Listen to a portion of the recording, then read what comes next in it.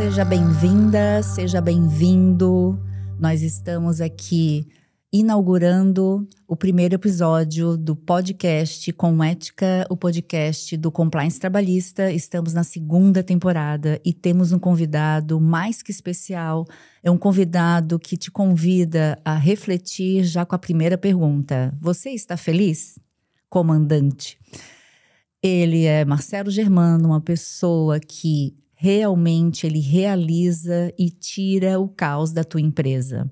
E é claro que, indo em conformidade com todos os episódios da primeira temporada, o assunto do compliance trabalhista, o assunto sobre gestão de pessoas, o assunto sobre a importância da cultura no ambiente laborativo, o engajamento dos empregados, seja um bom líder e como ser um bom líder, como identificar o hard skills versus soft skills, além de tantos outros assuntos importantes, são temas que serão tratados nesse podcast de abertura, lembrando da segunda temporada do podcast Com Ética, o podcast do Compliance Trabalhista. Eu sou Alexandra Candemil, sócia fundadora da Candemil Advogados. Tenho como prioridade atual movimentar o mundo empresarial com práticas construtivas, disruptivas e principalmente para mitigar passivos trabalhistas. Sim, eu acredito que a fórmula de engajar empregados, a fórmula da inserção de uma nova cultura empresarial, a fórmula da união do RH com o jurídico e o setor da contabilidade da tua empresa e, claro, mensurar a sustentabilidade do seu negócio é a minha meta e é por isso que o podcast ele nasceu com esse propósito. E eu quero agradecer aqui o apoio do nosso patrocinador exclusivo, Top Car, Land Rover, luxo sobre 4 rodas. A paz no trânsito começa por você. Então agora sim, vamos fazer a nossa introdução. E Marcelo, seja muito bem-vindo, Marcelo Germano, sócio fundador da EAG, empresa autogerenciável. E como eu sempre faço, Marcelo, com meus convidados, eu quero que você se apresente para o nosso empresário, para a nossa empresária, que com certeza vai ser um momento muito importante esse nosso encontro aqui. E já quero agradecer o teu sim, né? Sei da tua agenda, sei dos teus compromissos, mas estamos, né, assim como eu e você, engajados para que o nosso empresário, a nossa empresária possa cada vez mais ter sucesso no seu negócio. Show de bola. Obrigado, Ale. Obrigado pelo convite. E é um prazer estar aqui. Isso aqui, eu gosto de falar que isso aqui é a minha cachaça, né? Enfim, gosto de gravar podcast. A gente lá no nosso podcast, a gente tem mais de 250 episódios. Você está em um dos podcasts. E eu já gravei podcast como convidado em diversos podcasts. E sempre levando o conhecimento e conteúdo. Deixa eu me apresentar aqui para a tua audiência, né? Então, eu gosto de me apresentar assim, ó, eu tenho alguns títulos que eu considero os mais importantes que a pessoa pode ter, né? Então, eu tenho alguns títulos. Entre esses títulos, eu sou namorado da Deise, eu sou pai da Marcela e da Manuela, eu sou filho do seu Valdivino e da dona Marinalda, sou irmão da Sandra e do Maurício, eu sou tio da Sara e da Mariana. E eu não vou falar o nome dos meus amigos, porque eu vou esquecer o nome de algum e algum vai ficar chateado, né? E eu falo isso porque no final do dia é sobre isso, né? Sobre as pessoas que estão do nosso lado, as pessoas que a gente ama, o por quem a gente faz o que a gente faz. E aí depois disso, né? Eu gosto de dizer que no final do dia eu sou o líder de um movimento. Sou o líder do movimento Empresa Sem Caos. Eu tenho esse movimento porque a minha história empresarial foi um constante entra no caos, sai do caos, entra no caos, sai do caos. E depois que aprendi a fazer gestão de negócio, aprendi a liderar pessoas, formar equipe, crescer empresas, as pessoas perguntavam, como você consegue, né? E aí a gente começou com a empresa autogerenciável em 2015 e hoje eu tenho 5 empresas, né? O Empresa Autogerenciável foi, enfim, minha 5ª empresa. Eu tenho 5, mas já tive 3 que deram errado. 3 empresas que fecharam, faliram, sei lá, né? E foi minha 5ª empresa, mas depois dela veio mais 2 empresas. E há 9 anos a gente vem treinando donos e donas de pequenas e médias empresas.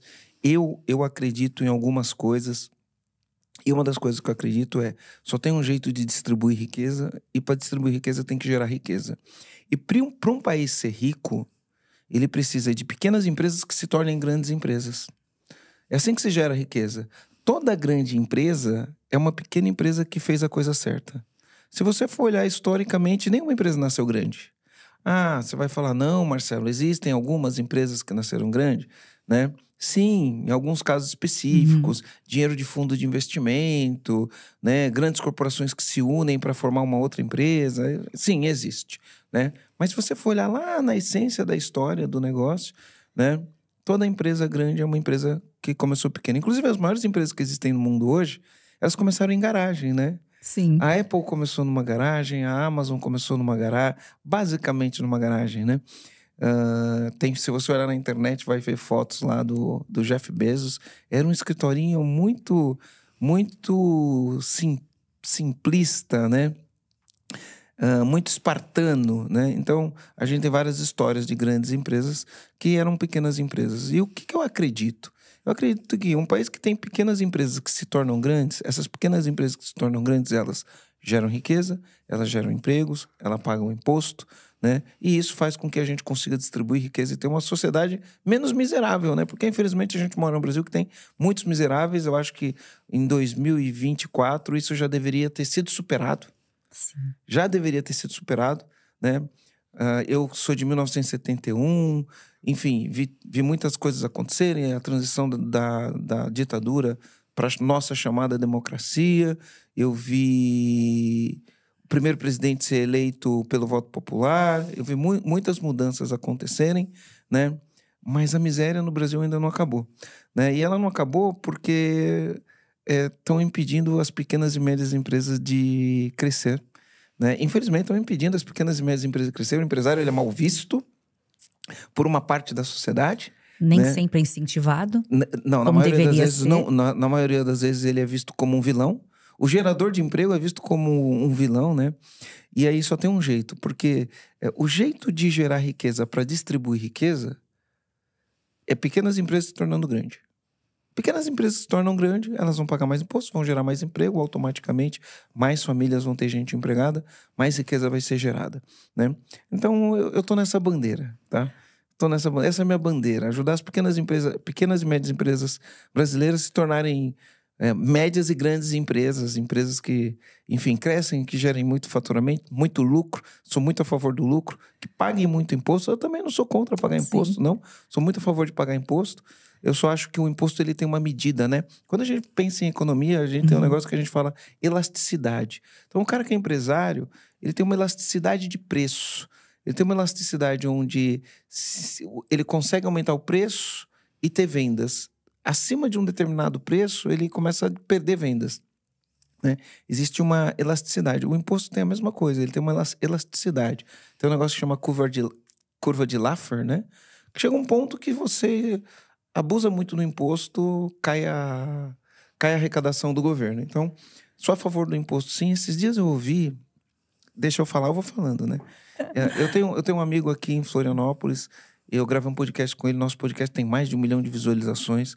O Wesley Delanogari, ele é um psicólogo, ele é bombom, ele é maravilhoso. Ele é demais. E aí ele fez o doutorado dele, acabou de entregar o doutorado dele, e aí ele fez um agradecimento. Eu gostei do agradecimento dele. Porque ele fez Universidade Federal, e aí ele começou a ganhar dinheiro nos últimos anos, né? Mas antes de ele começar a ganhar dinheiro, ele vivia de bolsa, né? Então, teve bolsa de mestrado, teve bolsa de doutorado. E quando ele terminou o doutorado dele, ele falou, eu queria agradecer a todos os contribuintes que pagam impostos. Nossa. Porque se não fosse o imposto de vocês, eu não teria conseguido fazer o doutorado. Não terminar, porque quando ele terminou, ele já estava rico. Mas quando ele começou a fazer... Foi um incentivo, um impulso.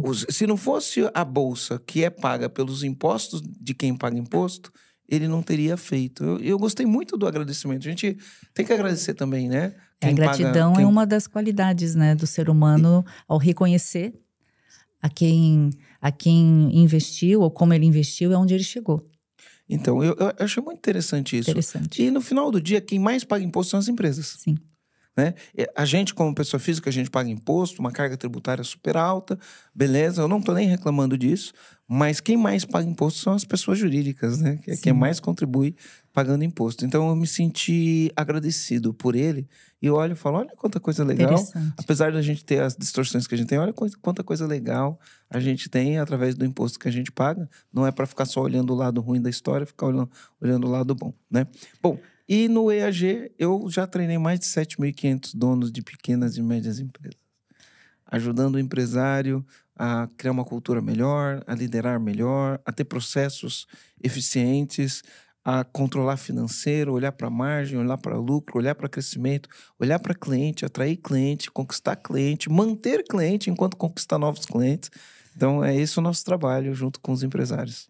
E é por isso que eu vou explorar, dentro dessa tua fala, diversas questões que, com certeza, têm as expectativas do nosso empresário, da nossa empresária, como também temos as dores. E quando você fala da Apple, do Google, pode ser grandes empresas, sempre tem uma ideia. Então, eu sempre acredito, até em nível de compliance, né? Só por uma questão técnica aqui, você empresário, empresária que já me acompanha, mas quem está aqui assistindo ou ouvindo através da plataforma do Spotify, quando eu falo compliance, na verdade, é uma forma de nós introduzirmos nas empresas uma metodologia ativa de práticas de conformidade legal. E aqui, Marcelo, quando a gente fala aqui conformidade legal, e eu vou fazer um link e vou fazer daqui a pouco uma pergunta para ti, não é a conformidade do que está na lei, porque realmente a lei existe, né? Como você falou dos impostos, a empresa, conforme o tipo de segmento, ela vai seguir algumas regras, mas eu sempre digo para o empresário e para a empresária a grande importância dos regramentos internos, porque para a legislação trabalhista e para o compliance, e eu não tenho como mudar esse nome, que é um nome internacional, que é uma nova cultura empresarial, o que ele chama, né, para os empresários, tem tudo a ver com o teu negócio, tem tudo a ver com a tua fala. Que por mais que você tenha uma grande ideia, por mais que você tenha um negócio, que você tenha que lucrar, e é claro, ninguém acorda para não lucrar, a gente quer ter um propósito de vida, todas as sintonias do assunto dizem, a empresa, mesmo com uma grande ideia, ela tem que ter uma cultura. Na área do compliance, a gente utiliza isso com a nomenclatura Código de Ética e Conduta. Esse é o primeiro documento que a gente pode transformar em código de cultura, porque a nomenclatura por si só, para a área do direito ou da área jurídica, ela não importa. O que importa é o quê? Uma empresa com uma grande ideia, ela precisa respeitar processos. E ela, para poder atingir uma sustentabilidade do negócio, ela vai precisar visualizar uma forma ativa. E aí eu quero fazer a primeira pergunta, porque eu conheço o EAG, eu também sou comandante, e eu achei, assim, espetacular numa das tuas falas, no que tu realmente ensina, encoraja, eu diria assim, os empresários e empresárias, tem que ter uma cultura. Por que é tão importante para nós da área do direito a cultura? Porque em nível de compliance, quando tu fomenta isso internamente, principalmente formaliza, vale como lei. Então, só para fazer o gancho com a minha fala, conformidade legal na área moderna e disruptiva trabalhista não é o cumprimento de uma CLT, de uma lei, ou de uma terceirização, uma lei daqui, outra lei dali. Não é. Hoje, nos tribunais do trabalho, toda a documentação que a empresa faz internamente, porque a gente tem muitas lacunas, ela vale como lei. E aí, vou para a primeira pergunta para ti, se tu concordas ou não.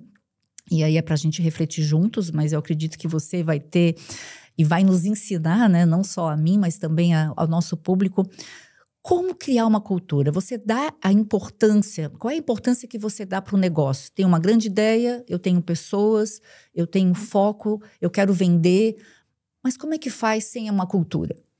Então vamos lá, né? No final do dia tem frases de efeito que fala que a cultura come estratégia no café da manhã, né? A cultura come estratégia no café da manhã.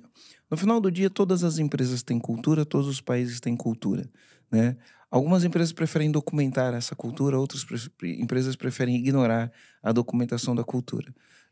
Mas no final do dia, o que é a cultura? É o jeitão que as coisas funcionam. Falando de uma maneira simples, cultura é o jeitão do que as coisas funcionam. E as coisas podem funcionar de um jeito muito bom ou de um jeito muito ruim. Se as coisas funcionam de um jeito muito ruim, esse é o jeitão que as empresas funcionam. Se elas funcionam de um jeito muito bom, esse é o jeitão que as empresas funcionam. E é isso que faz a diferença. Mas eu posso sair do ponto de vista empresarial e para o ponto de vista da sociedade. Eu posso ir para diversos pontos de vista sobre o que é cultura. E no final do dia, é a cultura que manda no jogo. Né? Por incrível que pareça, é a cultura que manda no jogo. Quando eu comecei a falar sobre cultura empresarial, em 2015, 2014... Porque o EAG começou em 2015, mas eu comecei a produzir conteúdo em 2014. Quando eu comecei a falar sobre isso, as pessoas falavam, eu não tenho tempo para isso não, Marcelo, eu preciso trabalhar. Esse negócio de cultura aí, é só pagar mais que o funcionário trabalha. Né? Mas é uma ilusão achar que é só pagar mais que o funcionário trabalha.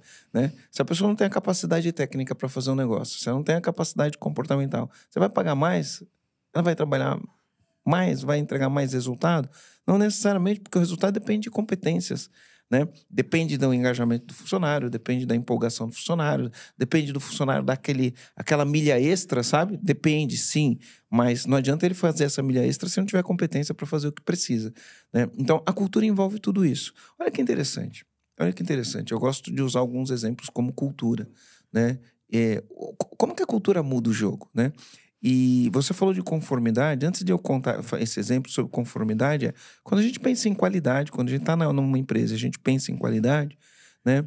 A palavra conformidade, ela é uma coisa que está presente. Inclusive, se você for certificar a tua empresa para tirar um ISO 9000, é uma certificação de sustentação ambiental, ESG, certificação B, você precisa estar conformidade com algumas coisas. Mas quando a gente fala conformidade, é uma palavra que parece que assusta as pessoas. Mas conformidade nada mais é do que as coisas serem entregues conforme aquilo que foi combinado. Isso é conformidade. Então, por exemplo, se você fala assim, eu tenho um processo, né? Certo. E nesse processo, quando eu abro a minha empresa, eu tenho que fazer ali um roteiro, e nesse roteiro eu tenho que fazer um checklist, né? As coisas estão no lugar, os banheiros estão limpos, os computadores estão desligados, sei lá. Eu vou lá fazer um checklist, né? Se eu faço aquele checklist ali todo santo dia, né? Aquilo está conforme com o que a gente foi acordado. Mas se eu começo a não fazer mais aquele checklist, porque alguém acha chato fazer ou não sei o quê, pronto, deixou de ser conforme. Então, por exemplo... Aqui eu tô com uma caneca, né? Tô com 2 canecas aqui. Então eu tô com a caneca aqui, tá? Tô com a caneca. E aí eu posso colocar uma regra, né? Dentro do negócio, eu posso colocar uma regra que eu tenho que segurar a caneca com a mão direita e quando eu segurar com a mão direita de frente para a câmera, vai aparecer aqui o nome do podcast e o patrocinador. Certo. Beleza? Toda vez que eu fizer isso, eu tô em conformidade. Agora, se eu pegar a caneca e segurar assim, eu já não tô mais conforme. Então, a conformidade não é um bicho de 7 cabeças. A conformidade é você estabelecer quais são as regras do jogo, e uma vez que você estabeleceu as regras do jogo, aquele jogo... Então, um jogador, quando ele está em impedimento, que ele recebe uma bola, ele tem que estar antes do último jogador do time adversário. Se ele estiver na frente, ele não está em conformidade. Então, aquele lance não vale. Conformidade é uma coisa simples, no final do dia. E acaba se criando, não sei se é a nomenclatura, mas, na verdade, é algo tão simples que é você... atender às expectativas do seu empregador, da empresa que você está inserida, porque eu defendo, Marcelo, aí eu quero saber do teu ponto de vista. Vamos pensar num ponto de vista mais fácil de ser assimilado à conformidade, certo? Então vamos supor que eu combino que quando vamos supor que eu tenho uma loja, não importa o que seja. Aí eu tenho meus atendentes ou vendedores na loja, o cliente entra procurando um produto. Né? Aí você vai mostrar o produto, vai oferecer o produto. Então, ele tem que mostrar o produto, ele tem que conhecer do produto, né? Ele tem que fazer a oferta do produto para o cliente. Quando o cliente compra, ele tem que fazer uma oferta de um segundo produto, que a gente chama de upsell ou cross-sell, beleza? Então, você determina a regra, treina o funcionário para oferecer o produto, apresentar o produto, para oferecer um outro produto, ou fazer um upsell, o mesmo produto com valor maior, ou um cross-sell, um outro produto que complementa aquele. E aí você determina que ele precisa acompanhar o cliente segurando a sacolinha até a saída da loja. Beleza? Você determinou isso. A partir do momento que você começa a reparar que quando aquele vendedor ele vende, ele não oferece um segundo produto, ou ele não oferece um cross-sell ou um upsell, a linguagem do mundo das vendas, ele não oferece um segundo produto. E além de não oferecer o segundo produto, ele não acompanha o cliente até a saída da loja, ali ele está em não conformidade. Então, a conformidade ou a não conformidade... Excelente exemplo. Isso, nada mais do que você estabelecer o caminho para o sucesso.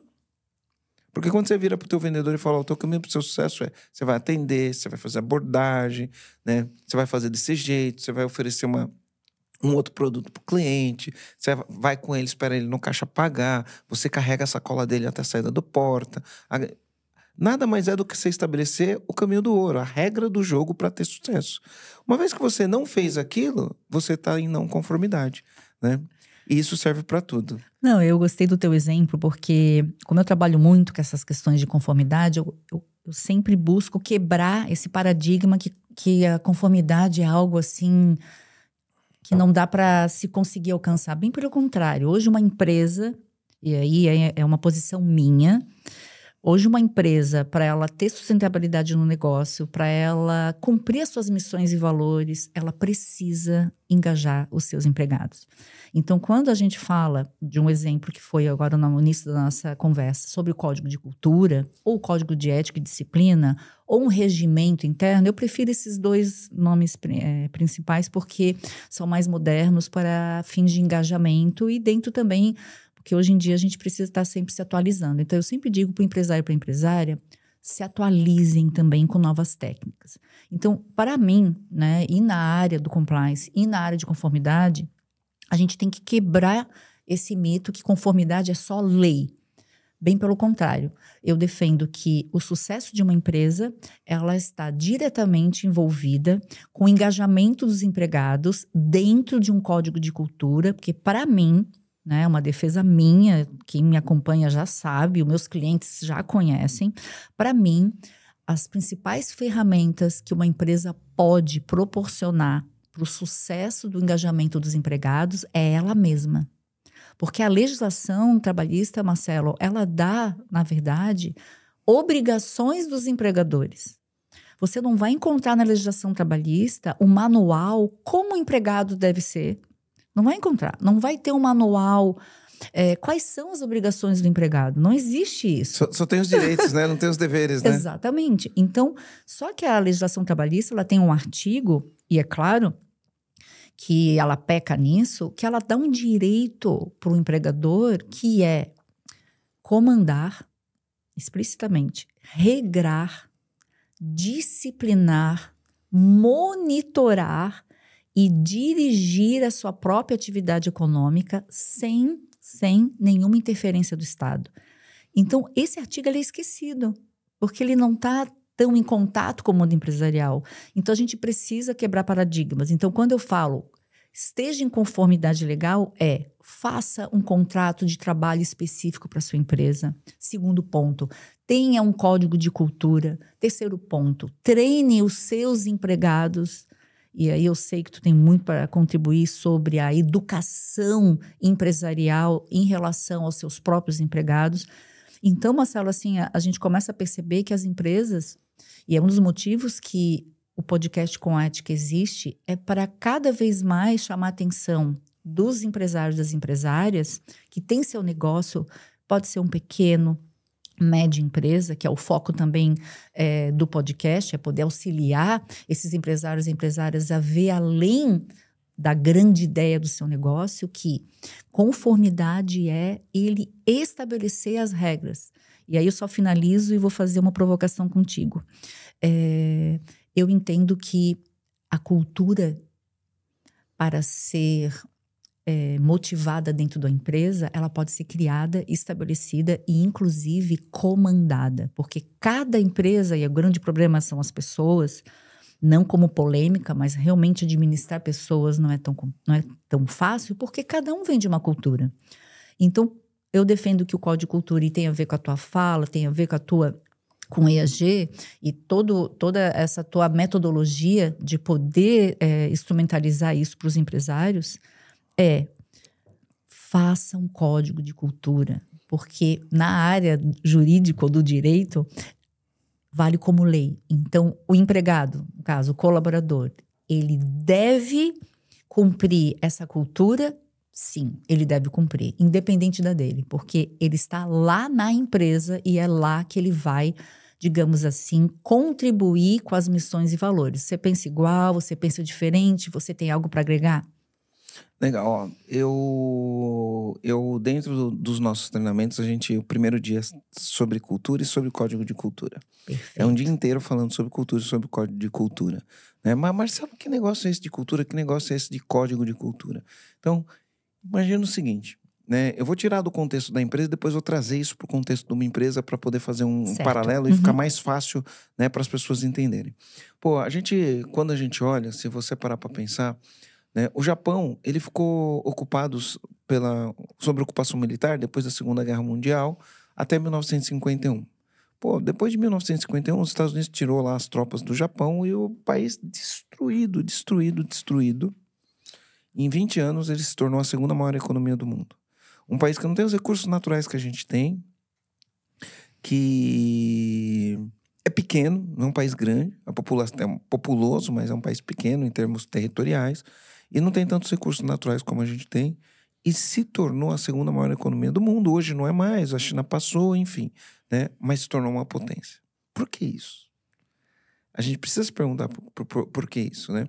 Aí você vai pegar ali Dubai, né? Pô, era um deserto Dubai ali, né? Era um deserto, e hoje Dubai se tornou uma coisa assim extraordinária. Por que isso? Né? Porque um lugar onde não tinha nada, hoje se tornou um negócio extraordinário. E aí, né, quando a gente olha isso, o que vai explicar isso aqui é a cultura. Então, o que eu quero dizer que vai explicar? Os Estados Unidos, né? Você tem lá o sonho americano, faz parte da cultura americana, o sonho americano. Sonho. Né? A cultura ela é representada de várias formas, mas principalmente ela dá o tom de o que nós vamos ser, qual é o nosso DNA, qual que é o DNA dessa nação. Onde a gente está indo? Onde a gente quer chegar? E para a gente chegar lá, o que a gente precisa desse nosso povo? Né? Então, como que um país destruído, se torna a segunda maior economia do mundo? Pô, alguém tem uma visão daquele negócio, né? Por que Dubai virou o que virou? Né? Eu quero trazer isso para a cultura. Porque lá atrás um sheik olhou e falou assim. Aí você vai falar, mas é que o cara tinha dinheiro. Né? Beleza. Mas é porque lá atrás, o importante ali não foi o dinheiro. Lá atrás o sheik olhou e falou, nós vamos nos tornar um dos centros financeiros do mundo, um dos principais destinos turísticos. A gente vai ser um dos principais polos de tecnologia, vamos ter um dos maiores fundos de investimento do mundo e Dubai vai ser a meca do turismo mundial. Tinha uma visão de futuro, ele visualizou alguma coisa e falou, vamos construir isso. Só que para a gente construir isso, a gente vai precisar de algumas regras. E aí tinha as regras que era a cultura ali daquele povo. A mesma coisa no Japão. O que fez o Japão chegar onde chegar, na velocidade que chegou, foi a cultura japonesa. O que está fazendo a China se tornar um país tão grande, né? Não só o tamanho do país, porque é um país muito grande e a população é a maior população do planeta, mas ter um direcionamento para onde essa nação está indo e por que está indo. Se você parar para pensar, você vai ver que a China ela forma por ano, né, mais engenheiros do que qualquer outro país do mundo. Né? E por que isso? Porque alguém olhou e falou assim, olha, para a gente chegar onde a gente quer chegar, a gente vai precisar de cérebros pensantes, e a gente vai ter que formar muitos engenheiros, porque é tecnologia que manda no jogo. E aí eles investiram constantemente para fazer com que as famílias colocassem as crianças para estudar. O ensino de matemática é super puxado. As crianças na escola estudam muitas horas por dia, e aí eu estou formando cérebros pensantes que vão fazer com que a tecnologia ali se desenvolva de uma maneira gigantesca. Né? Antigamente, tudo que você via da China, você falava que era Xing Ling, mas era um processo de construção que eles estavam. Hoje, a tecnologia da China não perde nada para a tecnologia americana, nem para a tecnologia alemã. Agora, vamos trazer isso para o contexto empresarial. Sim. Né? Vamos trazer esse contexto para o Brasil antes de trazer o contexto empresarial. Poxa, a gente, infelizmente, tem um país que ele está dividido, quando ele deveria ter assim, ó, o que é cultura, né? Vamos supor que todo brasileiro eu chegasse para todo brasileiro e falava assim, qual que é o destino do Brasil? E aí todo mundo virasse assim, o destino do Brasil é estar entre as 3 maiores potências econômicas do mundo. Ou entre as 5 maiores potências econômicas do mundo. Porque nós temos os recursos naturais, a gente é o celeiro do mundo, é quem mais produz alimento, até pelo tamanho do Brasil e pela qualidade do nosso solo. Nós temos um povo muito criativo, E então nossa vocação natural está entre as 3 maiores potências do mundo, ou as 5 maiores potências do mundo. E para a gente estar entre as 5 maiores potências do mundo, as crianças na escola vão ter que estudar bastante. Tem que ser um povo trabalhador, mas tem que ser um povo altamente estudado, educado. Educado do ponto de vista, porque quem dá educação é a família, não é a escola. A escola não educa, a escola alfabetiza. Quem educa são os pais, com valores, né? Os pais que educam. Então, é o seguinte, para a gente chegar nesse país, a família brasileira tem que educar os filhos nos valores. A família brasileira tem que ensinar para os filhos o que é certo, o que é errado. O que é certo, o que é errado, é errado. Tem uma frase que é assim, o que é certo mesmo que ninguém esteja fazendo. E o errado é errado mesmo que todo mundo esteja fazendo. No Brasil, infelizmente, muitas coisas, se todo mundo está fazendo, mesmo que seja errado, parece que é certo, porque está todo mundo fazendo. E a gente vê isso constantemente, não, né? É o que a gente vê. Todo mundo está fazendo. Eu lembro... Então eu também posso. Tem aquela... se estão fazendo, também posso. Você quer ver? Eu estou enfrentando isso com minhas filhas agora. Quando eu tinha 16 anos, meus amigos todos dirigiam. Meu pai, eventualmente, tinha carro, eventualmente não tinha carro. E aí, quando ele tinha carro, eu queria que ele me ensinasse a dirigir. Qual que era o truque? Lavava o carro e depois dava uma volta no quarteirão. Era o que todo mundo fazia, né? Naquela época, você podia lavar carro na rua. Meu pai não deixava lavar o carro. E nem ensinou a dirigir. Aí, quando eu ia conversar com meu pai, todos os meus amigos dirigem, só eu que não. Aí ele falou, mas no Brasil você só pode começar a fazer aula para aprender a dirigir com 18 anos. Aí eu falava assim, meu pai, pai, então tá. Então tá todo mundo errado e você tá certo. E meu pai falava, tá todo mundo errado e eu tô certo. E aí eu ficava pé da vida com meu pai. Mas hoje, eu olho para trás, eu falo, meu pai estava certo. E faz sentido. Os outros pais estavam todos errados. E o meu pai estava certo. Só que parecia que meu pai estava errado. Sim. Porque no final do dia, entre o que eu quero e o que eu posso, são coisas diferentes. Parecia que meu pai estava errado e o pai de todos os meus amigos estava certo. E hoje eu olho para trás e falo, meu pai estava certo, Mas hoje está acontecendo isso ainda. Agora, aí hoje o que acontece? A minha filha vem e fala, pai, você me ensina a dirigir? Eu falo, quando você fizer 18 anos. Mas aí quando eu fizer, só quando eu fizer 18 anos? Só quando você fizer 18 anos. Mas minhas amigas já estão aprendendo a dirigir? Bom, não deveriam. Não deveriam estar aprendendo a dirigir, porque elas não têm 18 anos ainda. E aí ela te questiona. Isso, e aí parece que eu tô errado. Então, esses são os pontos que criam a cultura, a educação que cria a cultura. Esses são os pontos, né? Então, mas imagina que no nosso país a gente tivesse como premissa, como código do país. Primeira coisa, a gente tem que estar entre as 3 maiores economias do mundo. Ou entre as 5. Eu acho que o Brasil tem vocação para estar entre as 5. E eu vou falar que tem vocação para estar entre as 3. Mas a briga ali em cima é acirrada, porque a gente vai ter uma Alemanha, a gente vai ter Estados Unidos, a gente vai ter o Japão, vai ter a Alemanha, vai ter a China. E aí tinha que ser o Brasil ali entre esses 5 aí, sabe? Aí os outros, a gente tinha que estar na frente dos outros. A gente em termos territorial, a gente é o 4º maior país do mundo em termos territorial. Os Estados Unidos é o 4º, o Brasil o 5º. É porque os Estados Unidos anexou o Alasca, que não é uma terra contínua. Em terras contínuas, o Brasil é maior que os Estados Unidos. Estamos crescendo em termos de pessoas também. E no Alasca é uma outra realidade, né? Enfim, a gente é o 8º país mais populoso do mundo. 4º maior em extensão, o 8º mais populoso do mundo, numa terra que, além de ser a 4ª maior extensão, tudo que você planta aqui nasce, os recursos naturais são gigantes, a água e a Amazônia e tudo mais, a gente é que está entre as 5 maiores economias. Mas se tivesse um líder, então aí a importância da liderança. Sim. Se tivesse um líder que falasse, cara, a gente tem que estar entre as 5 maiores economias do mundo, o que a gente precisa para estar lá? Vamos colocar carga forte de matemática na escola, porque as pessoas vão desenvolver raciocínio lógico, e aí eu vou ter as pessoas trabalhando muito tecnologia. A gente vai ganhar muito dinheiro porque a gente é celeiro do mundo, a gente fornece minério, a gente fornece alimento, a gente fornece tudo, mas não adianta ficar oferecendo matéria-prima e comprando tecnologia. Sim. A gente tem que fornecer tecnologia. Para fornecer tecnologia, matemática nas crianças desde pequeno, vamos colocar cérebro pensante, vamos carga forte de matemática, né? Técnicas diferentes para fazer, vamos formar um monte de engenheiro e vamos fazer tecnologia de ponta. Pronto. Isso começa a determinar a cultura? É uma visão de onde quer chegar, é o que você precisa para fazer lá, e aí a gente vai começar a falar dos comportamentos. Olha, você tem que estudar, sair, ir para o trabalho, e no trabalho você vai ter que desenvolver os seus talentos e as suas habilidades para gerar valor, para gerar riqueza, para o Brasil chegar entre os 5 maiores do mundo e acabar com a miséria no Brasil. Isso é cultura. Isso é cultura. Agora vamos trazer isso para o contexto empresarial. É a mesma coisa. No Brasil a gente tem uma bizarrice dividida. Infelizmente não existe um líder para olhar e falar, gente, esquece esse negócio de direita e de esquerda, cara. Vamos olhar para onde a gente quer chegar. Vamos se tornar a 5ª maior economia do mundo. Porque quando a gente for a 5ª maior economia do mundo, a gente acaba com a miséria e acaba com a conversa, com essas besteiras que estão falando, né? Não tem ninguém olhando para onde a gente quer chegar. As pessoas estão numa queda de braço, eu sou bom, você é ruim. Não, e fora né? que o tempo que se leva discutindo, sem levar a nada para frente, fica todo mundo discutindo. A reflexão que eu trago é que isso acontece dentro das empresas. Então, na E empresa... aí que eu quero saber da sua posição sobre isso. Então, eu imagino que uma empresa tem que ter isso. O empresário tem que virar e falar, qual que é a minha vocação natural? Porque assim, ó, uma árvore, a vocação natural da árvore é crescer. Certo? É a vocação natural de uma árvore. Sim. A vocação natural de uma empresa é crescer. É igual uma árvore. A vocação natural da empresa é crescer. Só que as empresas param de crescer. Por que as empresas param de crescer? As empresas continuam pequenas. Por que elas continuam pequenas? Só 2% das empresas que existem no mundo passa de 2 milhões de dólares de faturamento anual, ou seja, mais de 12 milhões. A maioria das empresas faturam menos de 12 milhões, ou seja, elas continuam pequenas.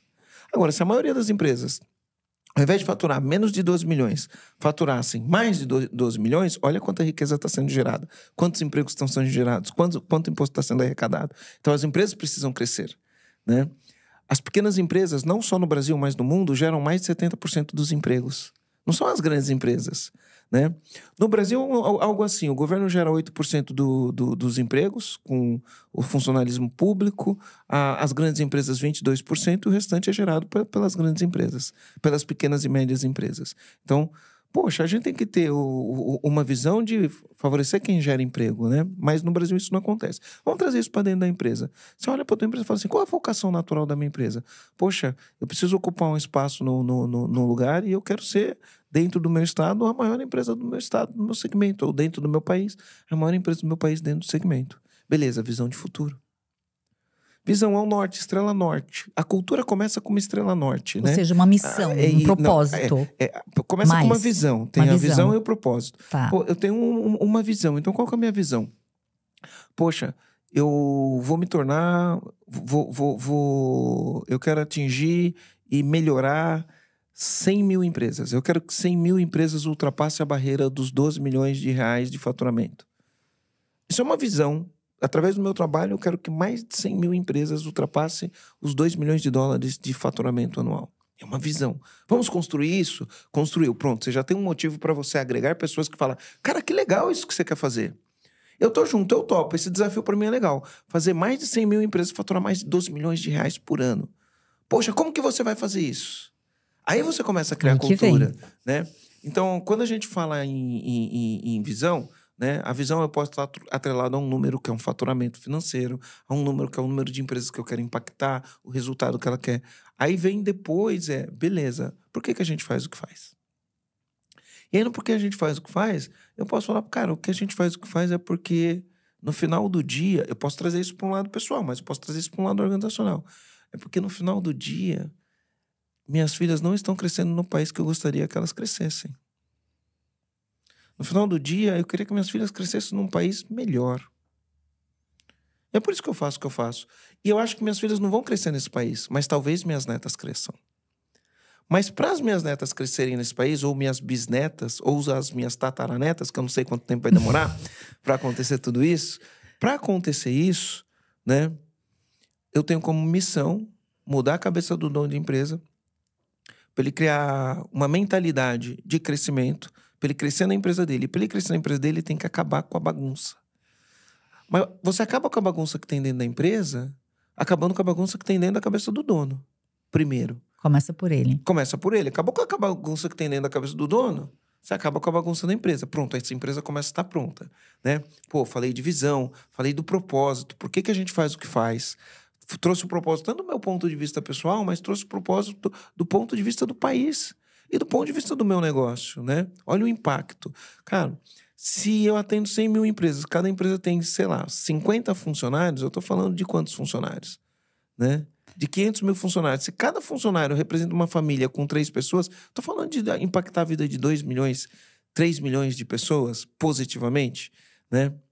Agrega Com o meu valor, negócio, agrega futuro. Isso. Agora, se está todo mundo olhando para melhorar a vida dos funcionários que trabalham nas empresas, poxa, tem uma missão, tem o porquê fazer o que faz. Então, eu estou direcionando a cultura, objetivo, propósito, porque eu faço o que faço.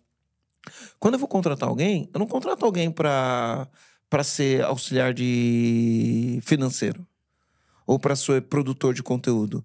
Eu contrato alguém para falar, cara, você tá afim de construir comigo isso aqui e a gente melhorar a vida de 100 mil empresários?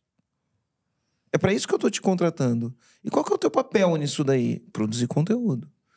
Mas eu não tô te contratando para produzir conteúdo, eu tô te contratando para uma missão de melhorar a vida de 100 mil empresários. Ou seja, a missão do teu negócio, ou a missão do negócio do empresário ou da empresária, ela já deve ser apresentada, inclusive antes, né, ou durante a contratação desse colaborador. Durante, depois e sempre. Sim, mas eu digo porque assim... a gente tem que estar repetindo as coisas, né? É porque eu vejo muito nas empresas um grande problema na admissão. Então, todo aquele auê sobre currículos e etc. E eu vejo que, pelo menos é o que eu defendo, né? E eu acredito que a melhor fórmula inicial para você poder ter sucesso numa contratação, independente de algumas excepcionalidades que pode acontecer no caminho, é quando a visão, o propósito, os valores são agregados na contratação para você captar. Isso, porque os valores, ele vai falar assim... Porque assim, para que servem os valores? Os valores aproximam as pessoas certas e afastam as pessoas erradas, certo? Concordo. Uhum. A gente já, como ser humano, a gente já aprende isso. Sim. Né? Então, por exemplo, pessoas que são muito competitivas, muito provavelmente elas se afastam de pessoas que não são tão competitivas.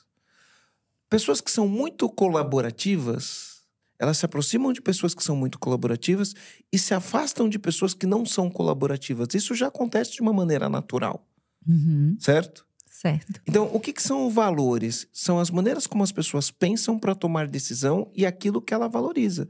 Tem gente que valoriza a competição. E eu poderia dar 1.500 exemplos aqui, claro. Eu estou dando 2 exemplos. Tem gente que valoriza a competição. Então, um atleta de ponta, ele valoriza a competição. Só que como ele valoriza a competição, para ele conseguir aquilo, então competição é um valor para ele. Mas para ele conseguir competir, ele tem que valorizar o treino. Então ele treina todo dia, ele tem que valorizar a alimentação, ele cuida da alimentação. Ele tem que valorizar a disciplina, ele cuida da disciplina. E aí, esse tipo de coisa direciona o que eu faço para atingir resultado. Pessoas que são colaborativas, eles valorizam outras coisas. Então... ele valoriza a interação, ele valoriza comemorar a conquista junto, ele valoriza pegar a mão do outro e ajudar o outro, né? Ele valoriza a troca. E isso vai determinar os outros valores que vão determinar o caminho para essa empresa atingir resultado. Não tem cultura certa ou não tem cultura errada.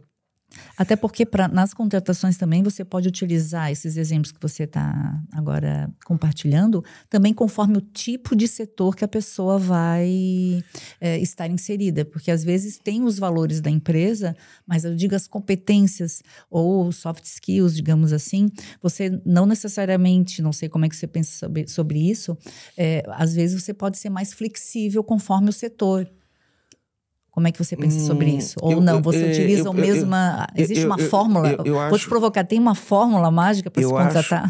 Eu acho que assim, ó, quando a gente vai determinar o quem, a gente, antes de determinar quem eu vou contratar, qual o perfil de funcionário que eu quero, a gente tem que entender qual o DNA, a identidade da empresa, que é o que a gente chama de cultura. Isso vem do dono. Isso é top-down. Vem do dono. O dono determina e fala, cara, a empresa que eu quero é desse jeito. A empresa que eu quero... Porque o dono pode olhar e falar, pô, a empresa que eu quero pessoas que gostam de estudar. Se você não gosta de estudar, não vai trabalhar na minha empresa. O cara pode determinar isso. É igual você falou, é como se fosse um contrato. Cara, você gosta de estudar? Gosta, então você vai trabalhar aqui. Porque aqui pensa, olha só, olha que loucura. Eu estava estudando ontem à noite, né? Inteligência artificial chegou faz 2 anos que a gente tá falando aí de ChatGPT, mas a inteligência artificial chegou muito antes disso, né? Pô, eu estava estudando ontem inteligência artificial e automação, e eu vi algumas coisas que a minha cabeça explodiu. Eu falei, cara, isso aqui vai ser animal. Vai ser animal. Mas por quê? Porque eu gosto de estudar e eu quero ter melhores resultados. Mas não adianta eu gostar de estudar, estar estudando, olhando para a tecnologia, avançando na tecnologia, e colocar na minha empresa um monte de gente que fala assim, ah, não, cara, ó, se tiver que estudar, eu nem quero. Não adianta. Então, isto vai determinar o tipo de pessoa que eu contrato. Então, vem do dono, é top-down. Vai determinar o tipo de pessoa que eu contrato. Esses dias a gente estava entrevistando um funcionário, o funcionário falou, cara, eu não gosto de ler, eu não gosto de estudar. Se tiver que ler, eu não vou ler. Aí a gente virou e falou assim pro funcionário, falou, cara, que bom, cara, olha que legal que você sabe disso. Olha que legal, porque você tá poupando tempo pra gente e tá poupando tempo pra você, porque você não vai ser feliz. Aqui na empresa a gente tem um negócio do tá feliz, né? Porque eu acho que o lugar de trabalho tem que ser o lugar onde o cara vem trabalhar e ele tem que ir feliz. As pessoas felizes produzem mais resultado, né? Eu fico triste quando eu vejo uma pessoa, quando chega na sexta-feira, você fala assim, e aí, tá feliz? Porque eu cumprimento todo mundo assim, e aí, tá feliz, né? Eu acho que felicidade dá lucro. Eu acho que a gente primeiro é feliz, depois a gente tem sucesso. Tem pessoas que acham que primeiro tem sucesso para depois ser feliz. É o jeito que eu vejo a vida, é o jeito que eu olho, né? Aí eu falo, tá feliz. Aí, às vezes, eu cumprimento uma pessoa, não vou falar o nome dela, e a pessoa fala assim pra mim, na sexta-feira. É lógico que eu tô feliz, hoje é sexta-feira. Aí você fala assim, pô, já pensou que vida de merda o cara aí ficar infeliz de segunda a sexta-feira num lugar onde ele passa o maior tempo da vida dele? Ou provavelmente, eu escuto muito de muitas pessoas, e vocês já devem ter ouvido falar, chega no domingo, é o mesmo exemplo, só que do início da semana. Nossa, que coisa ruim, amanhã é segunda. Tocou a música do Fantástico, né? O cara já entra em depressão. Então a gente começa a ver que há aí um conflito ali da pessoa com ela mesma, né? E com o próprio trabalho. Enfim, e isso acontece, tá? Sim, mas aí é percepção, nível de consciência das pessoas. Sim. Chega na segunda-feira e fala, putz, segunda-feira vai começar tudo de novo. Não vejo a hora de chegar sexta-feira. A pessoa começa a segunda, não vem na hora de chegar a sexta, porque... E aí de segunda a sexta ela sofre. Olha que merda de vida que a pessoa vai ter, né? Por isso que a cultura atrai as pessoas certas e repelem as pessoas erradas. Só que a cultura, toda empresa tem uma cultura. Se você cuidar da sua cultura, você vai ter a cultura porque você está cuidando. Se você não cuidar da tua cultura, você vai ter uma cultura do mesmo jeito. Aí eu gosto de usar um paralelo, quando eu falo de cultura, que é o jardim. Imagine um jardim. Você vai lá, vai fazer a tua casa, você chama o paisagista, faz aquele jardim, fica aquela coisa linda, aquelas flores, né? Enfim, a variedade, a diversidade é grama de um jeito, grama de outro jeito. Aí você vai ter plantas que dão frutos, plantas que não dão frutos, plantas que brotam e sai flor, plantas que não saem flor. Uma diversidade, tem uma inclusão de variedades ali. E você cuida, você rega, você faz isso. Pô, você cria uma cultura linda, um jardim lindo. Mas se você não cuida do teu jardim, o que começa a acontecer? O mato cresce, as flores murcham, começa a dar umas ervas daninhas. Quando você olha pro teu jardim, ele tá horrível. Um monte de flor, murchinha, sabe? Um monte de mato. Aí qual que é o trabalho do jardineiro? Ele vai lá, corta, tira as ervas daninhas. Pensa que eu tô fazendo um paralelo com a empresa. Tira as ervas daninhas. Aí tem uma flor que ela é bonita, mas ela murchou. Ele vai regar para tentar fazer com que resgatar aquela flor, para aquela flor brilhar e aflorar de novo. Algumas ele consegue, outras ele não consegue. Aí ele não consegue, ele tem que tirar. Pensa que na empresa acontece o tempo inteiro. E aí, quando eu tô falando dos talentos da empresa. Tem talentos que murcham porque a cultura da empresa é ruim. Deixou acontecer o que quer acontecer na empresa, as pessoas talentosas, as flores que precisam aflorar, murcham. E quando elas murcham, elas deixam de entregar resultado. Mas por que isso? Porque não tem conformidade. O jardineiro não está indo cuidar do jardim todo dia. Não tem um guardião daquela cultura. Aliás, a cultura não está estabelecida. Ninguém sabe que precisa cuidar do jardim todos os dias. Ninguém sabe que tem que fazer reunião ou não com o colaborador. Ninguém sabe que tem que fazer um plano de carreira. Tudo isso faz parte da cultura. Ninguém sabe que tem que fazer um PDI, que é um plano de desenvolvimento individual do colaborador. Que você tem que ter tipos de conversas com o colaborador. É conversa de conhecer o colaborador, conversa de alinhamento de expectativas e metas, conversa de orientação de desempenho. Você tem que chegar ao colaborador e falar, cara, o que você quer para sua carreira? Onde você quer chegar? Beleza, para você chegar aqui, eu preciso que você desenvolva essas habilidades. Para você desenvolver essas habilidades, eu preciso que você faça esses treinamentos. E aí que eu queria aproveitar esse gancho aí para te falar uma questão. Como funcionaria esses treinamentos? Aí os treinamentos sempre vai ser um acordo. Hoje, como eu vejo isso, tá? Eu gosto de uma frase que fala, no futuro todas as empresas serão de educação. Só que eu acredito que se sua empresa não é de educação hoje, ela já está atrasada. Eu comecei a trabalhar com 13 anos. 13 anos de idade, né? Hoje não, nem pode, né? Com 14 eu tirei carteira profissional e fui trabalhar carteira profissional. Muitos amigos meus, eu sou de São Bernardo do Campo, muitos amigos meus com 13 anos entravam no Senai. Que era uma espécie de trabalho-escola, né? Você está aprendendo um ofício e você ganha um pouquinho de dinheiro ali e a gente falava assim, pô, a gente vai ganhar para estudar. Eu não entrei no Senai, né? Mas a gente falava, pô, a gente vai ganhar para estudar. Por quê? Porque a gente vivia numa época que as coisas mudavam muito devagar. Então, cara, a maneira como se produzia um carro, ela se tornou a mesma maneira de se produzir um carro durante muito tempo. Não mudou muito como se produzia um carro. Eu sou de uma cidade industrial, São Bernardo do Campo. A maneira como você se produz um negócio não mudava. Então, existia tempo para o mercado preparar as pessoas e entregar as pessoas para as empresas. Falou, olha, tá aqui um torneiro mecânico pronto, tá aqui um ferramenteiro pronto, tá aqui um técnico em edificações pronto. Existia um tempo para se fazer isso. Então, as empresas esperavam o mercado através, enfim, das escolas técnicas, das educações, preparar as pessoas e eu queria pegar as pessoas prontas. Eu ia na faculdade pegar as pessoas prontas. Hoje ninguém mais está pronto. E a pessoa que está pronta hoje, daqui a um ano ela não está mais pronta. Por quê? Porque a tecnologia muda muito rápido. Se hoje eu sou competente fazendo um negócio, a tecnologia mudou. Eu fiquei para trás, passou mais 6 meses, mudou, eu fiquei para trás de novo, passou mais 6 meses, mudou, eu fiquei para trás de novo, pronto, não deixei de estar pronto. Um cara que estava pronto 1 ano e meio atrás, hoje ele está totalmente defasado. E não existe tempo de, opa, deixa eu montar uma escola aqui para fazer isso. O que existe são empreendedores que começam a ensinar isso na internet, né? Aí as pessoas falam, já vem o vendedor de curso da internet. Não, a gente precisa disso, porque sempre teve vendedores de curso. Você é o que você é hoje pelos vendedores de curso que te venderam a tua faculdade, o teu cursinho preparatório, a tua especialização que você fez, as várias especializações, o teu mestrado, o teu doutorado. Você está aqui, você é quem você é hoje porque tem um vendedor de cursos. Com certeza. Mas você não acredita também, assim, que... Aí, só voltando, Sim. Desculpa. Só voltando Nada. aqui. Aí, qual que é a grande questão, né? Pô, o funcionário precisa desenvolver. Quem paga? É a empresa ou é o colaborador? Era o que eu ia perguntar. Essa é uma grande questão, né? Porque, por um lado, eu tenho algumas visões, né? Eu acho que, antes de mais nada, todas as pessoas devem investir nela mesma. O maior investimento que você faz é você fazer um investimento em você mesmo. Não é no dinheiro no banco que você aplica e fica rendendo ali 1% ao mês, quando muito. Isso não é o melhor investimento que você faz em você.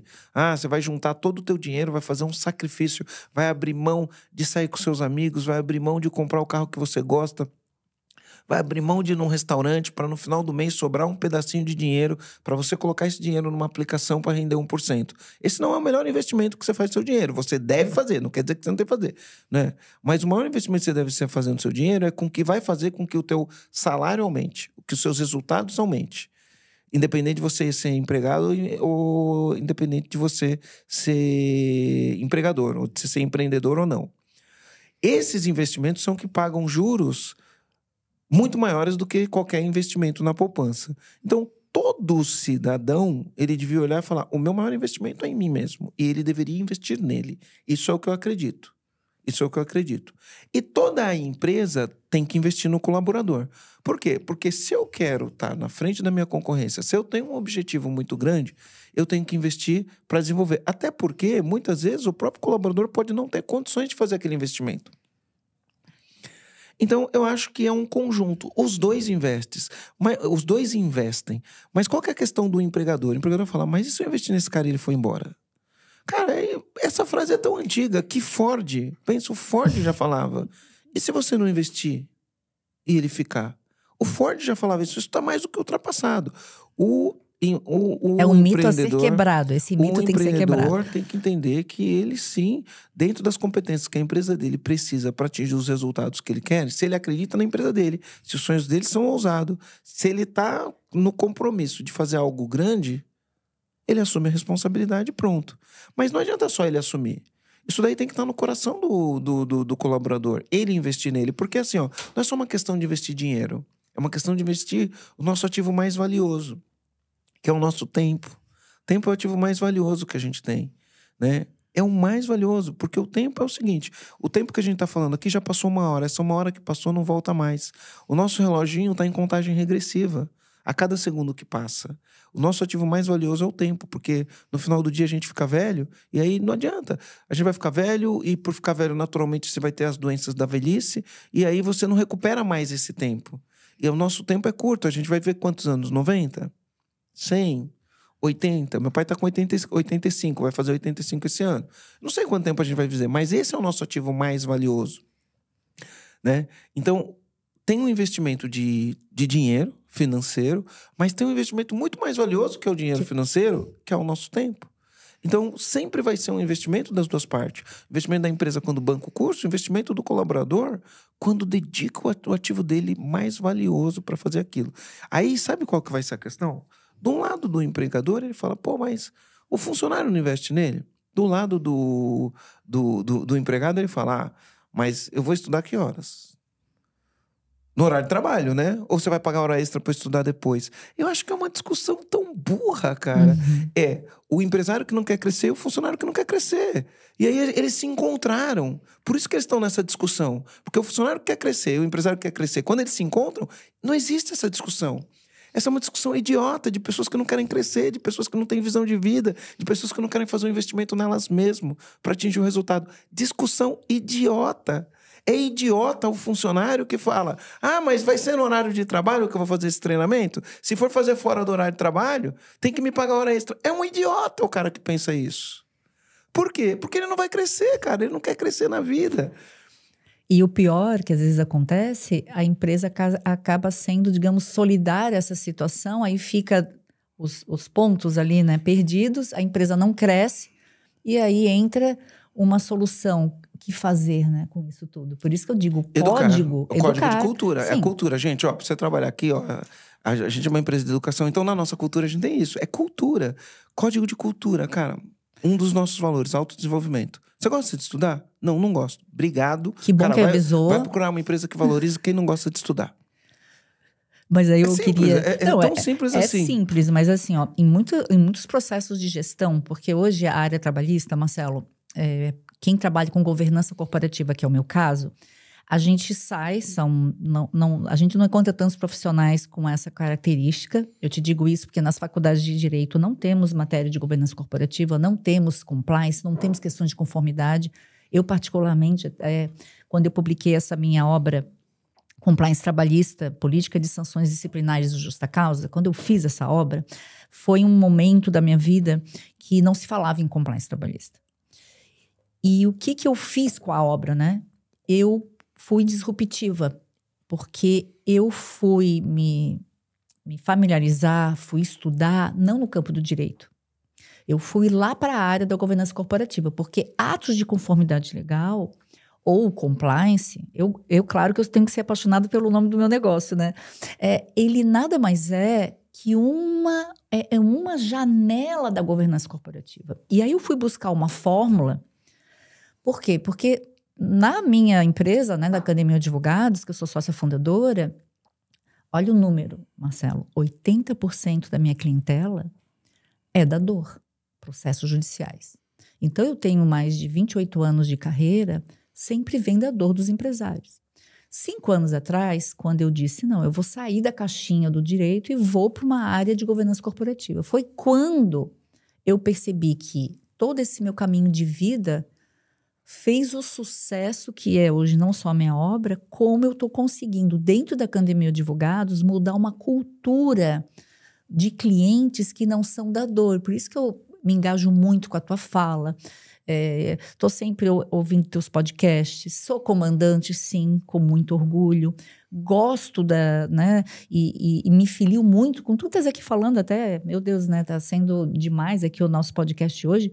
Porque, para mim, a fórmula do engajamento interno de uma empresa passa pelo que eu defendo, que é código de cultura, que na área do compliance a gente chama de código de ética e conduta. Segundo, o top-down, ou seja, eu faço mentoria com os sócios, porque se não vier de lá, não vou conseguir construir um plano preventivo de governança corporativa trabalhista, que quase não se fala muito disso, né? Então, eu faço mentoria com os sócios, depois a gente vai lá para a gestão de pessoas.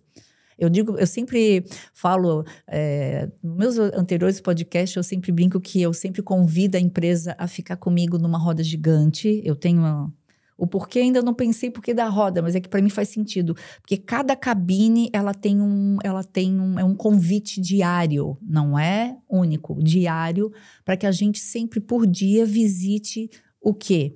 O Código de Cultura e revisitar. Do Código de Cultura, unir o RH, gestão de talentos. O próximo é o combo trabalhista, que entra com governança corporativa. Depois entra a liderança, depois entra o treinamento, depois vai entrar tantas outras, né? Cada empresa tem um tipo, né? Tem uma alma, um espírito dentro da visão. Então, a grande roda gigante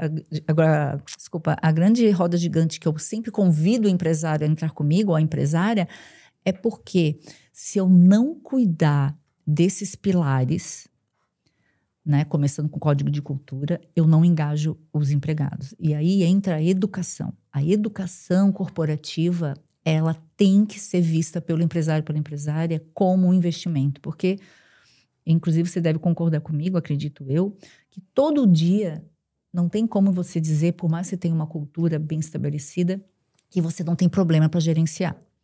Então, eu vejo cada vez mais que, muitas vezes, o lucro de uma empresa, muitas coisas se perdem quando há conflito dentro da empresa. E tem conflito. E como se faz isso? Eu quero agora trabalhar um pouquinho contigo sobre liderança.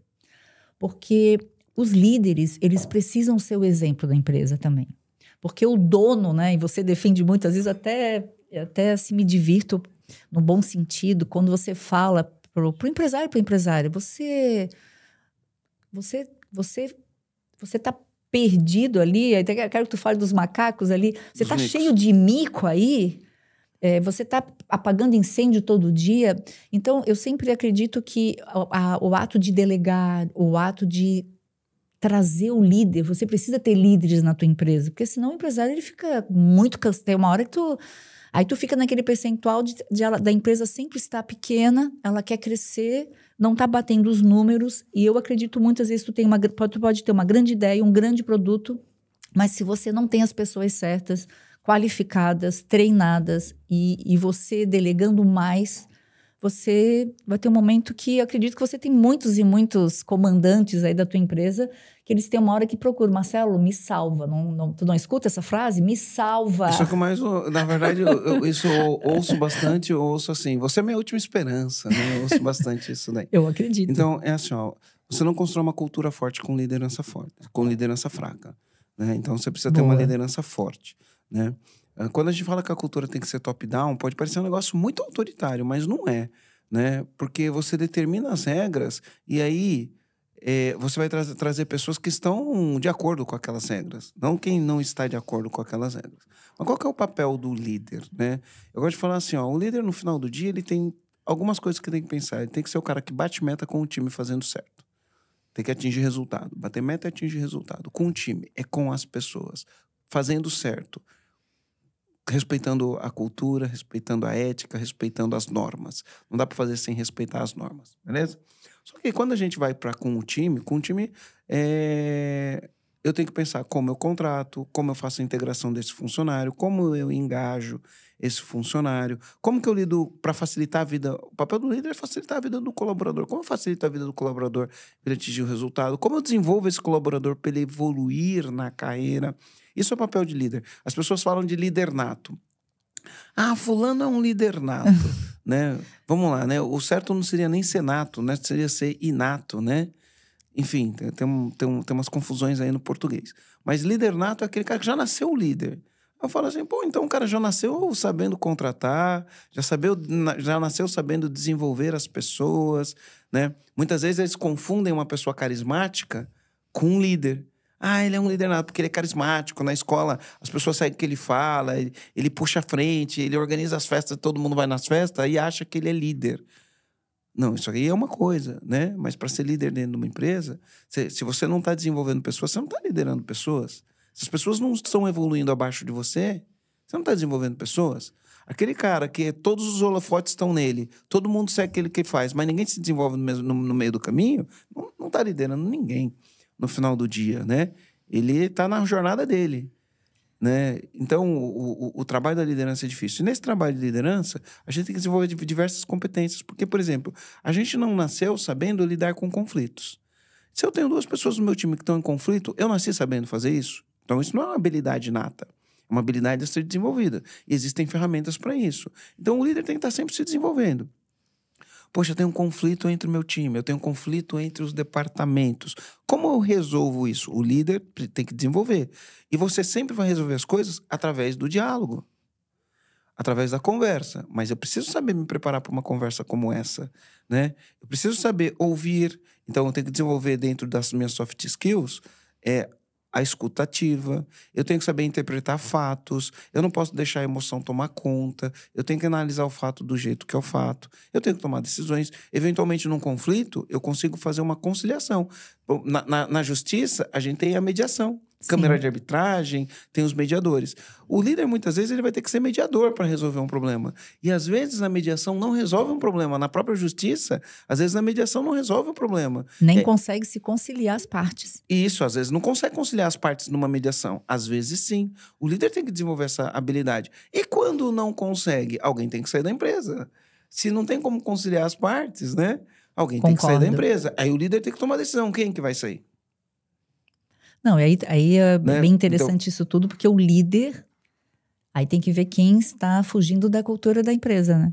Provavelmente a resolução de um conflito, ela vai ter uma base aí de pesquisa. O que vai balizar a decisão dele é fatos, antes de mais nada, claro, né? Fatos e sim. dados, a gente sempre olha para fatos e dados, e o fit cultural.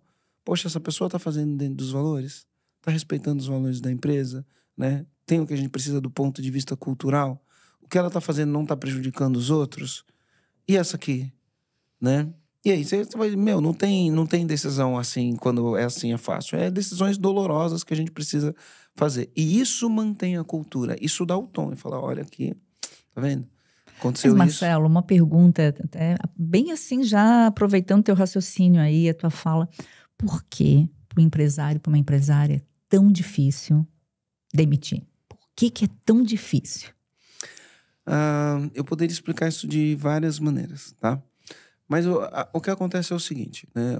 A gente foi formado ao longo da história, a gente tinha um negócio que a gente chama cérebro reptiliano, que é onde tem o sistema límbico, é onde se processa todas as nossas emoções. E a gente tem uma parte do nosso cérebro que chama córtex pré-frontal, é onde se processa a razão, né? E a razão foi desenvolvida através da linguística, né? Então, isso foi desenvolvendo o córtex pré-frontal. E aí a gente tem 2 lados. Tem o lado racional e emocional. As decisões deveriam ser todas racionais, mas no final do dia, toda decisão é emocional. Toda emocional. Eu vou mandar esse cara embora porque é o certo a fazer. Isso é racional.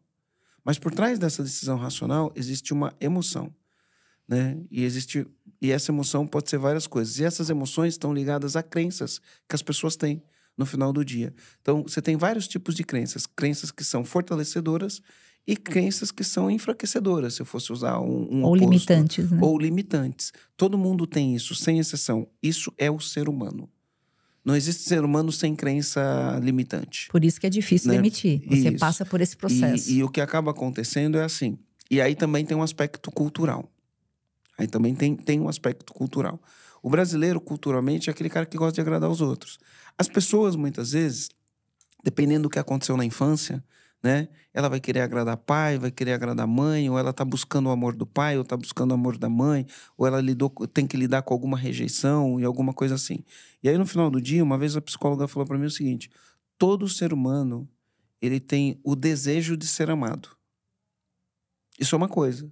Todo ser humano tem o desejo de ser amado. O problema é como a gente interpreta isso emocionalmente, que é diferente de interpretar isso racionalmente. E emocionalmente se eu mandar essa pessoa embora, ela não vai mais gostar de mim. E como eu tenho o desejo de ser amado, isso vai fazer eu sofrer pra caramba. Aliás, se ela não gostar de mim, é porque eu sou mal. Porque às vezes lá na tua infância, você fez alguma coisa que tua mãe não gostou e tua mãe falou que você era mal. de alguma maneira, ou teu pai falou que você era mal de alguma maneira, ou você foi rejeitado de alguma maneira, e isso tá lá dentro, isso dói. Isso cresceu com a gente, tá com a gente. Às vezes, o ato de mandar alguém embora pode representar, na sua emoção, não na razão, pode representar que você é uma pessoa má. Pode representar que você não é uma pessoa digna de ser amado. Pode representar um monte de coisa que é emocional, não é racional. E no final do dia é só uma coisa que tá só na tua cabeça, não quer dizer nada. Uma pessoa que manda outra embora porque não cumpriu um acordo, ela não é mal porque mandou a pessoa embora porque cumpriu outro acordo. São crenças limitantes que né? a gente tem. Ela simplesmente mandou uma pessoa embora porque a pessoa não cumpriu o acordo. Só isso. Mas para ela, o significado disso, ele é totalmente diferente. Meu Deus, eu vou acabar com a vida da pessoa porque o marido está desempregado, ela que sustenta a casa, ou ele que sustenta a casa, a mulher está desempregada, ele tem 2 filhos, tem um filho que acabou de nascer, não sei o quê, ele mora de aluguel, o aluguel dele é caro. Olha a quantidade de histórias emocionais que a gente conta na hora de mandar alguém embora, né? Então, por isso que é tão difícil, né? Porque a gente lida são os relacionamentos humanos. Por isso que quando a gente vai falar soft skills, o que são soft skills? Né? Eu não gosto de usar os termos em inglês, mas é a nossa habilidade de interagir com as pessoas, né? São habilidades sociais, que até acho interessante que a gente fala hard skills são habilidades técnicas, né? Soft skills são habilidades comportamentais ou habilidades de interação com as pessoas. Aí eu acho que tinha que inverter, na verdade. Eu acho que habilidade técnica, aprender a usar a inteligência artificial é uma habilidade técnica. Isso, para mim, devia ser chamar soft skill. Porque se você se dedicar 3 horas, você aprende. Tem coisa que você vai se dedicar 5 horas, mas 5 horas é pouco. Tem coisa que você vai dedicar 2 meses. Numa vida de 100 anos, 2 meses é pouquinho. Você aprende. Então, devia chamar soft as habilidades técnicas, né? E as habilidades comportamentais, que deviam se chamar hard. Hard de duro, de difícil, né? Essas deveriam se chamar hard, porque é difícil. Interessante, Marcelo. Gostei dessa tua reflexão. É difícil você mediar um conflito. É difícil você alinhar uma expectativa com quem não está entregando o resultado. É fácil você chegar e bater palma porque a pessoa atingiu uma meta, comemorar. Isso é fácil. Mas você dá um feedback e fala, cara, você não está entregando o resultado, eu estou tentando com você. Já te orientei, já te mostrei, mas, você não aprende, né? É difícil esse tipo de coisa. Uhum. Então, isso deveria se chamar hard skill, não soft skill, né? Super, super interessante.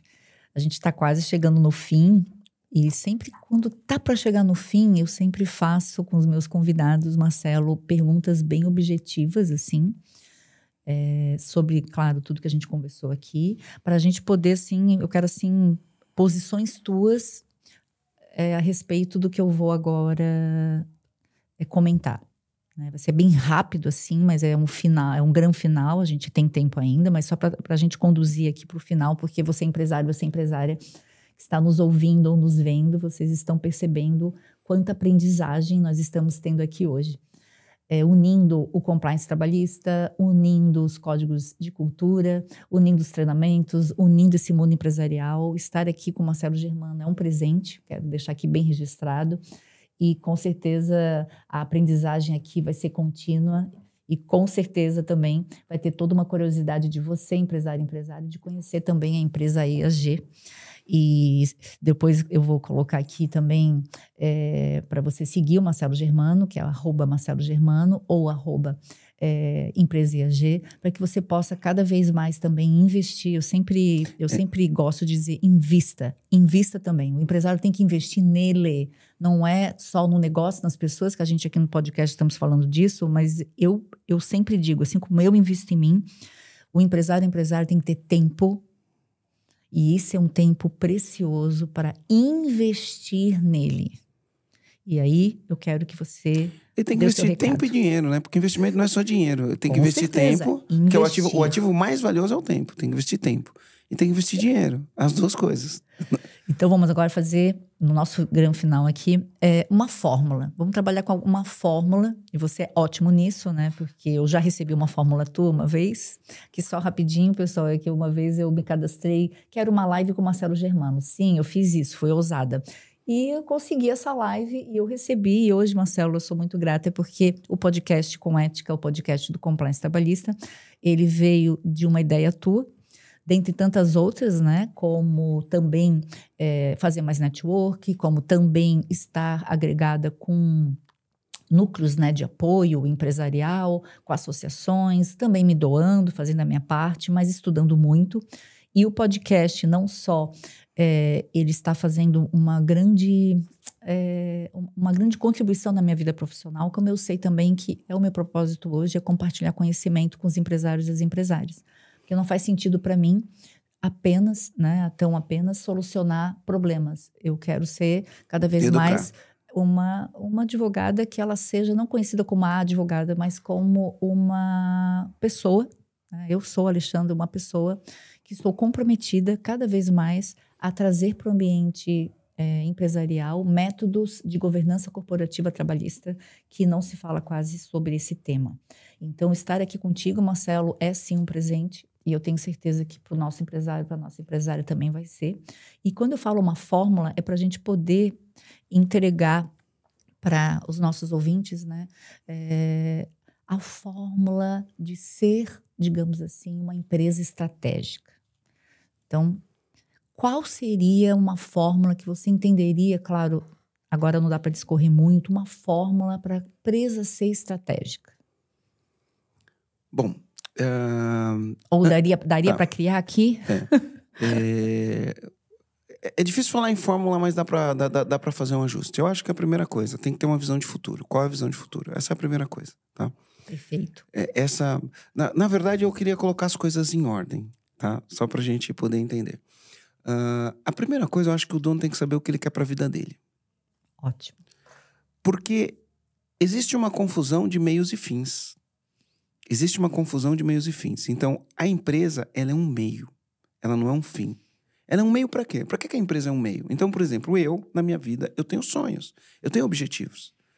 Esses objetivos são pessoais, são materiais, são culturais. Eu quero conhecer países, eu quero falar línguas, né? Eu tenho objetivos. Eu quero ter um corpo X, eu quero ter relacionamentos, eu quero conhecer pessoas, eu quero estar envolvido em tais ciclos sociais. Eu tenho meus objetivos de vida. Eu quero ter casa X, eu quero ter barco X, enfim, eu tenho os meus objetivos de vida. Para eu atingir os meus objetivos de vida, primeiro eu tenho que ter muito clareza do que eu quero como objetivo de vida. Então, a primeira fórmula é: o que você quer para sua vida? E aí, eu posso escolher um veículo para eu chegar lá. E esse veículo que eu escolho para chegar lá pode ser uma carreira pública, pode ser uma carreira numa empresa privada, me tornando CEO de uma empresa, executivo de uma grande empresa, ou pode ser me tornando empresário. Ou uma carreira autônoma. Eu escolho a carreira que eu quero, tá? A carreira que eu quero é o veículo para atingir o que eu quero para minha vida. Então, a primeira coisa que ele tem que saber para ele ser mais estratégico é saber o que ele quer da vida. Pô, eu quero ter tempo com minhas filhas. Eu tenho que ser estratégico. Não importa o quanto dinheiro eu ganhe, eu quero ter tempo com minhas filhas. Não importa quanto dinheiro eu ganho, eu quero ter saúde. Então, eu quero chegar com 60 com um corpo de 50. É um objetivo de vida. A primeira coisa que eu tenho que saber. O que eu quero da minha vida? Eu quero chegar nos 80 saudável, são. Porque isso vai determinar os sistemas que eu vou utilizar para isso, né?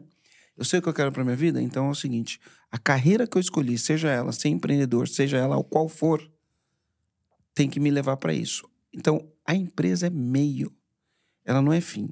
Por que isso é importante? Porque se eu não sei o que eu quero para minha vida, a empresa, ela é meio, então se ela é meio, ela serve a minha vida. É o veículo que eu escolhi para conseguir meus objetivos de vida. Então, ela serve a minha vida. Se eu não tenho clareza disso, eu vou ter não sei para onde eu quero, não sei o que eu quero da minha vida, não sei o que eu quero da minha empresa. Ao invés da empresa servir a minha vida vai servir a empresa. Mas qual empresa que minha vida vai servir? É uma empresa que vale a pena? É uma empresa que gera transformação? É uma empresa que melhora a vida das pessoas? E na maioria das vezes não é. Então eu tenho que saber o que eu quero para minha vida e tenho que entender que a empresa é um meio. Eu escolhi essa empresa. Agora, quando eu olhar para essa empresa, eu vou falar: qual empresa?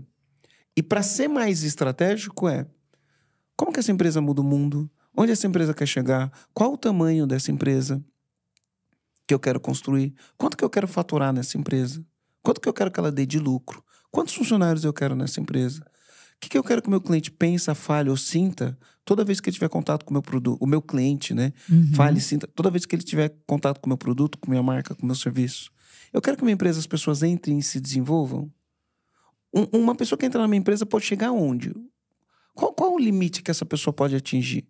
Essa pessoa pode ser sócio, pode ser um executivo, um grande executivo, pode dirigir uma operação em outro estado ou em outro país. Isso é ser estratégico. É pensar nesse tipo de coisa. Isso é ser estratégico. Poxa, eu já tenho clareza do que eu quero da minha empresa. Agora o trabalho é construir isso. Então, para você ser estratégico, a primeira coisa é que você tem que parar e refletir o que você quer da sua empresa. Aí vem a construção disso, depois disso. Aí, para construir, as pessoas complicam para construir isso. Para construir isso, o que você precisa fazer? Antes de mais nada, tudo que tua empresa faz, no final do dia, é um processo. Eu preciso organizar os processos da minha empresa. Então, se eu tenho uma empresa que produz xícara, eu tenho os processos de produção de xícara. Mas não é só o processo de produção de xícara. É o processo da venda da xícara. É o processo da devolução, quando alguma xícara está com um problema e me devolvem. É o processo da contratação dos funcionários. É o processo de treinamento dos funcionários. É o processo de integração. Então, o que eu faço para ser mais estratégico? Organizo os processos. O Abílio Diniz, que faleceu recentemente, e eu era um grande admirador do Abílio Diniz sobre alguns aspectos, né? Ele falava, uma empresa são pessoas e processos, processos e pessoas. Se as coisas estão dando errado, ou é o processo, ou são as pessoas. Né? Então, vamos simplificar as coisas. Se eu quero ser mais estratégico, né? Eu tenho que saber para onde eu quero chegar, antes de mais nada. E eu tenho que entender que, essa empresa é um veículo. Né? Onde eu quero chegar? Beleza. Para eu chegar lá, qual é o produto que eu entrego? Quais são os processos para entregar esse produto? Quais são os processos para vender esse produto? Quais são os processos financeiros que vai garantir que isso aqui vai dar lucro? Quais são os processos que eu atraio pessoas e mantenho as pessoas no time? São processos. Quero ser mais estratégico? Tenho que saber onde eu quero chegar, organizar os processos e as pessoas. Poxa, então eu quero ser mais estratégico, eu quero chegar lá. Organizo meus processos. Organizei meus processos. Quais são os tipos de pessoas que eu vou trazer? E trazendo essas pessoas, como eu vou fazer essas pessoas evoluírem? Porque se essas pessoas não evoluírem, minha empresa também não evolui. Precisa evoluir junto. Olha como não precisa de muitas coisas. O que eu quero na minha vida, o que eu quero na minha empresa. Quais são os meus processos e quais são as pessoas que eu vou trazer. Porque no final do dia é tudo sobre pessoas, né? Com certeza. Quais são as pessoas que eu vou trazer? Eu foco em fazer os processos funcionar, eu foco em fazer as pessoas fazerem a parte delas no processo e eu foco em direcionar minha empresa para onde eu quero levar ela. Né? Então, são coisas simples. Se eu fosse falar uma forma, defina o que você quer da sua vida, defina o que você quer para o seu negócio, defina seus processos e contrate as pessoas que vão executar esses processos. Excelente, foi um grande final de podcast. Quero, mais uma vez, né, te agradecer Obrigado. a tua colaboração, que é para o podcast, né, tem como finalidade compartilhar conhecimento, ajudar os nossos empresários e empresárias a ter sucesso nos seus negócios. Fica aqui meu agradecimento especial também ao nosso patrocinador exclusivo, o grupo Top Car, Jaguar Land Rover, luxo moderno sobre 4 rodas. A paz no trânsito começa por você. Quero agradecer você, nosso ouvinte, você empresário, você empresária, que está nos acompanhando no podcast Com Ética, o podcast do Compliance Trabalhista. Finalizo com um sentimento de muita alegria, satisfação, porque eu sei que o que eu prometi foi cumprido, que é cada vez mais levar conhecimento estratégico de governança corporativa trabalhista para sua empresa, com esse presentão que foi hoje ter Marcelo Germano aqui conosco. Então, até breve, até o próximo podcast. Muito obrigada pela atenção de cada um de vocês.